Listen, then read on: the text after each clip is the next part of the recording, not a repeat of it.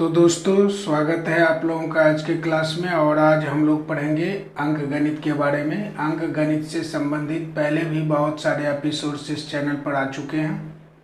आशा है आप लोगों ने वो सारे एपिसोड्स देखे होंगे, और अगर नहीं देखा है तो ज़रूर देखें। इस चैनल पर आपको मानसिक दक्षता परीक्षण संबंधी 70 से अधिक एपिसोड्स अभी मिल जाएंगे, और आगे बहुत सारे आने वाले हैं, और बहुत जल्दी भाषा परीक्षण संबंधी एपिसोड्स भी आएंगे। तो तीनों ही विषयों की तैयारी एक ही चैनल पर एक ही जगह जुड़कर आप आसानी से कर सकते हैं। इसीलिए आप लोगों से आग्रह है कि चैनल को सब्सक्राइब जरूर कर लें।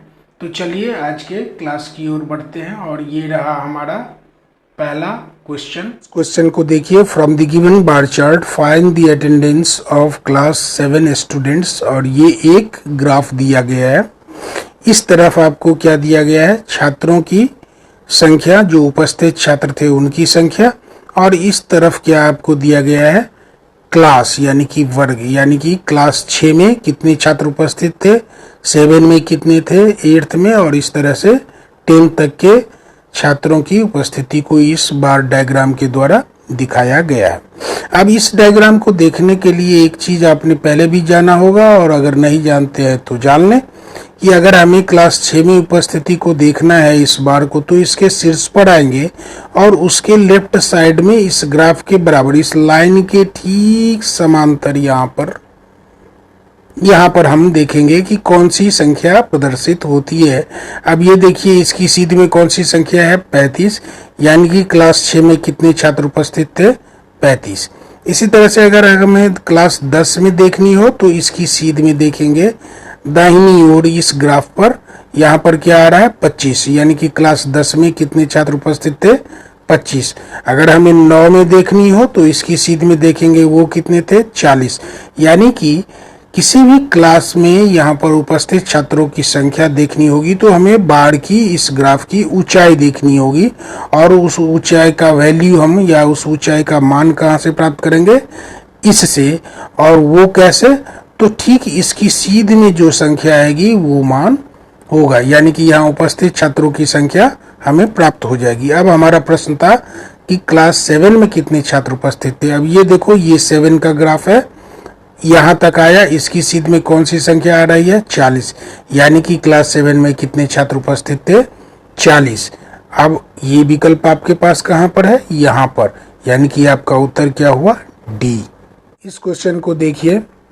Product of 102.005 and 7.002 is approximately equal to, and these are our answer options, 714, 715, 716 and 714। प्रश्न कह रहा है कि 102.005 तथा 7.002 के गुणनफल का निकटतम मान इनमें से कौन सा होगा, और ये आपके उत्तर विकल्प दिए गए हैं। तो निकटतम मान निकालने का तरीका आपको बहुत आसान है, और पहले के क्लास में भी मैंने बताया हुआ है। तो 102.005 गुणे 7.002 हमने लिख लिया। अब दशमलव के आगे इधर हम देखते हैं राइट हैंड साइड पर कौन सा वैल्यू है, कौन सा डिजिट है, 0। और मैंने आपको क्या बताया हुआ है कि अगर दशमलव के आगे यानी राइट हैंड साइड में 5 या 5 से अधिक कोई मान आता हो तो उसको हम 1 मानेंगे, और पीछे के अंक में जोड़ देंगे, दशमलव के लेफ्ट वाले, ठीक लेफ्ट वाले डिजिट में उसको जोड़ देंगे। लेकिन अगर वो मान 5 से कम हो तो हम उसको 0 मानेंगे और इसमें कोई भी अंक नहीं जोड़ेंगे। अब यहाँ के केस में क्या है कि दशमलव के राइट में जो डिजिट है उसका मान 0 खुद ही है, तो इस पूरे मान को हम, इस पूरे हिस्से को क्या मानेंगे, 0, यानी कि 102.005 का निकटतम मान क्या होगा, 102।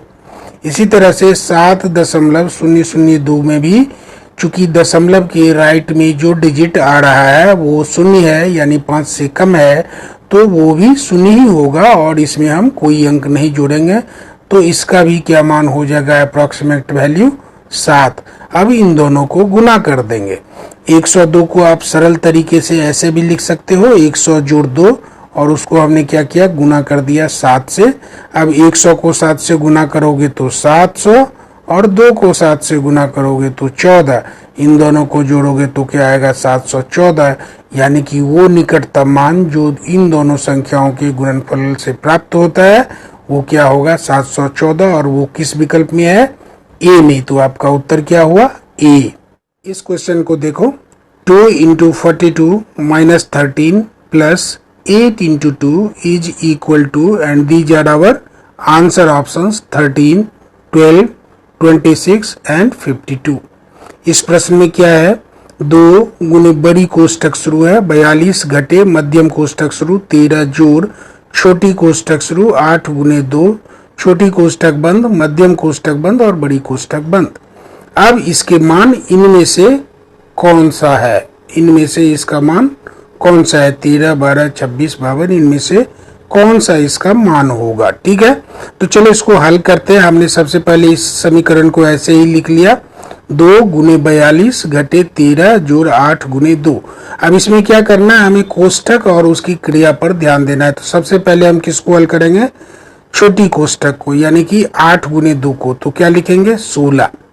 तो हमने लिख दिया 2 गुने 42 घटे 13 जोड़ 16। अब ये 13 और 16 किस में है, मध्यम कोष्टक में।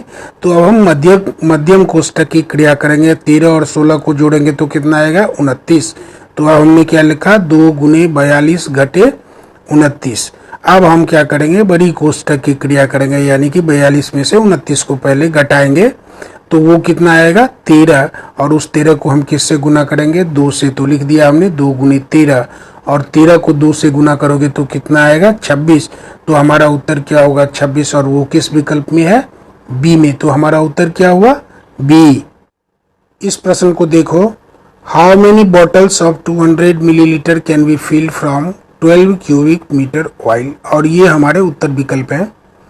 प्रश्न कह रहा है कि 200 मिलीलीटर वाले कितने बोतलों को 12 घन मीटर तेल से भरा जा सकता है। आपको याद रखना होगा कि घन मीटर आयतन की इकाई है, मीटर से कंफ्यूज मत करना। घन मीटर किसकी इकाई है, घन का मतलब होता है क्यूब, यानी कि 3 बार मीटर गुने मीटर गुने मीटर घन मीटर हो गया। ठीक है, तो 12 घन मीटर तेल से 200 मिलीलीटर वाले कितने बोतल भरे जा सकते हैं। अब 1 घन मीटर में अभी हमने बताया कि 3 बार हम लीटर लेते हैं, 3 बार मीटर लेते हैं तो घन मीटर होता है। यानी कि 1 घन मीटर का कोई बर्तन है, उसमें कितने लीटर तेल होंगे, 1000 लीटर। कितने लीटर तेल होंगे, 1000 लीटर। अगर 1000 लीटर को हम मिलीलीटर में बदलें तो हमें क्या करना होगा, 1 लीटर में कितने मिलीलीटर होते हैं, 1000 मिलीलीटर।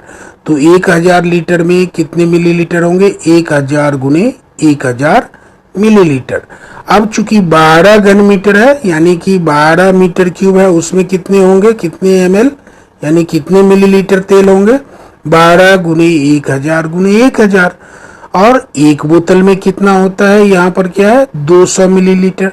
तो बोतल की संख्या होगी कितनी, कुल तेल का आयतन, यानी कि तेल का कुल वॉल्यूम कितना है, टोटल वॉल्यूम, बट्टे में क्या होगा, एक बोतल का वॉल्यूम कितना है।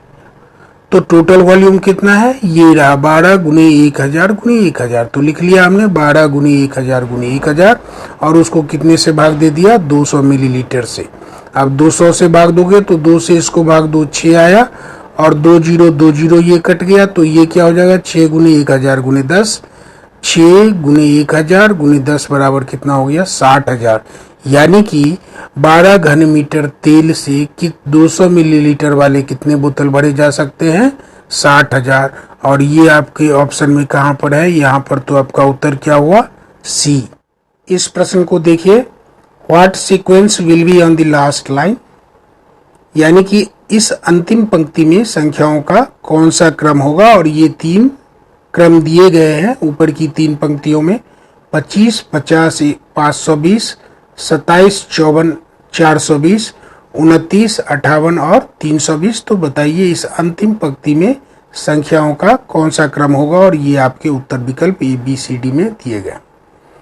अब चलिए इन सभी को हम ऐसे ही लिख लेते हैं 25, 27, 29।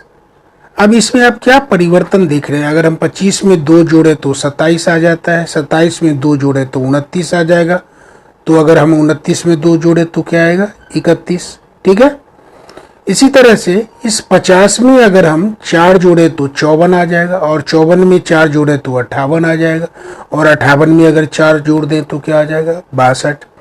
इसी तरह से 520 में अगर हम 100 घटा लें तो 420, और 420 में 100 घटा लें तो 320, और 320 में 100 घटा लें तो 220। यानी कि अगली पंक्ति में जो संख्याओं का क्रम होगा वो क्या होगा? 31, 62 और 220। और ये आपके उत्तर विकल्प में कहां पर है? यहां पर है 31, 62, 220। तो आपका उत्तर क्या हुआ? बी।